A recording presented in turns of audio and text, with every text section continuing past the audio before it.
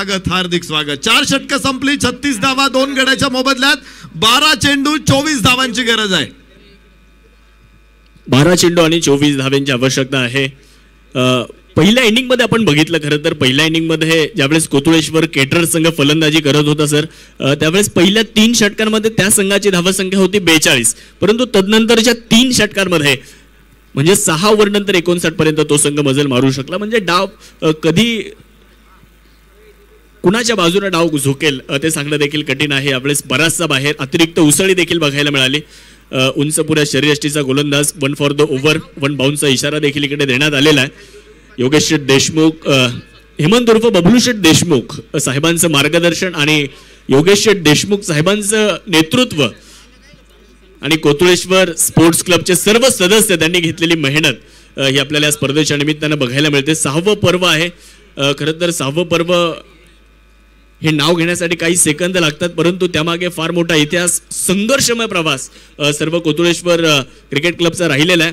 सर्वांना सांभाळून घेणारं, सर्वांची आपुलकीने विचारपूस करणारं नेतृत्व म्हणजे योगेश शेठ देशमुख आहेत। आम्ही सातत्याने गेल्या 7 दिवसांपासून त्यांचं काम पाहत आलोय। सर्वांना सोबत घेऊन पुढे जाणारं ते नेतृत्व आहे। यावेळेसचा चेंडू आपण बघू शकतो, धाव घेण्याचा प्रयत्न आणि तिथे फलंदाज होतील धावबाद, विकेटचं बटन होईल, batter out, back to the dugout.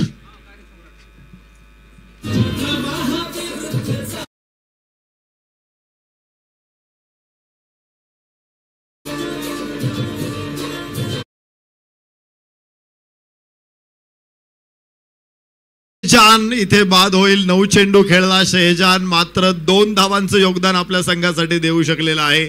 शहेजान बाद होतोय तर किरण खोबरे मैदानामध्ये असेल आणि नवीन फलंदाज आता दाखल होईल लकी।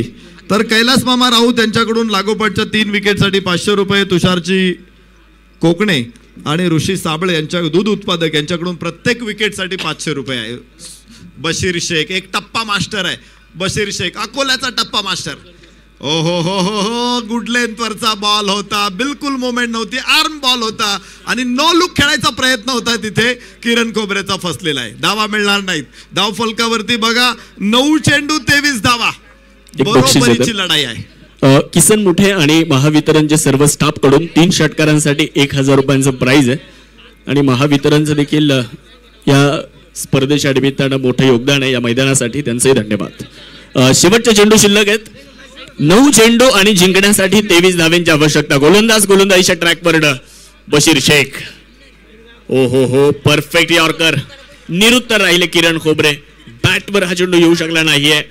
फुलर लेंथवर टाकलेला हा चेंडू आणि आपण बघू शकतो निर्धावच्या स्वरूपामध्ये यष्टीरक्षकाच्या दिशेने निघून जाणार आहे।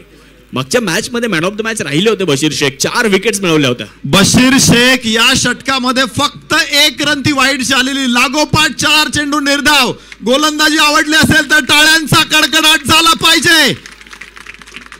अकोल्याचा टप्पा मास्टर बशीर शेख। ओ हो किरण खोबरेसाठी लागोपाठचा 3रा चेंडू निर्धाव। काय गोलंदाजी आहे इथे। भाटघर धरण तुम्ही बघितलेलं आहे, भरपूर पाणी अडवतं ते धरण, मात्र नदी वाहत असताना धरण बांधलेलं नाहीये। इथे धावांची नदी वाहत असताना असं मोठं धरण बांधलंय बशीर शेखनं।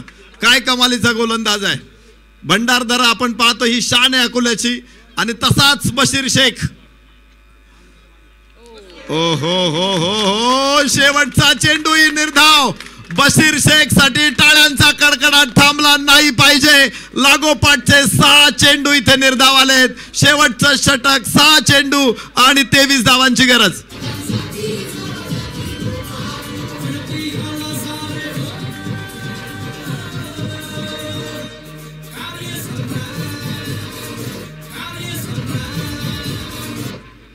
अफलातून गोलंदाजी बशीर